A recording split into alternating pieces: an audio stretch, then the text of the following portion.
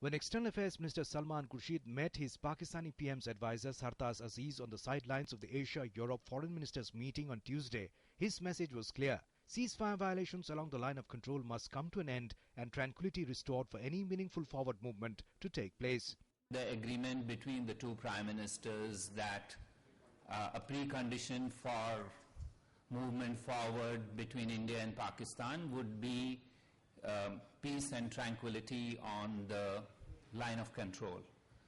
And therefore, there was a discussion on that matter, and both agreed that it was important that the DGMOs should meet at an early date, because that is what can take this further. Salman Khurshid also brought up the issue of Sartaj Aziz meeting with Kashmiri separatist groups in Delhi. If there is seriousness in wanting to communicate and have a meaningful dialogue with India for sustainable peace, it will be, I think, necessary to respect India's point of view, India's sentiments and sensitivities of our country. Salman Khurshid also reiterated India's demand for a speedy trial and bringing to justice the perpetrators of 26/11 Mumbai attacks in the ongoing trial of the case in Pakistan.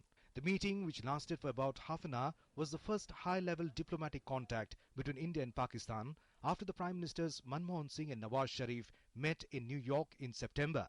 When the foreign ministers of India and Pakistan met in Gurgaon on Tuesday evening, there was a palpable sense that the Indo-Pak dialogue hadn't exactly moved forward at the pace that Prime Minister Manmohan Singh and Nawaz Sharif had agreed to 6 weeks back in New York.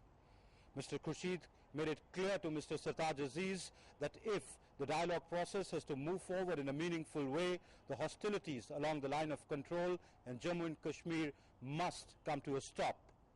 With cameraman Malkeet Singh, Amritpal Singh, DD News, Gurgaon.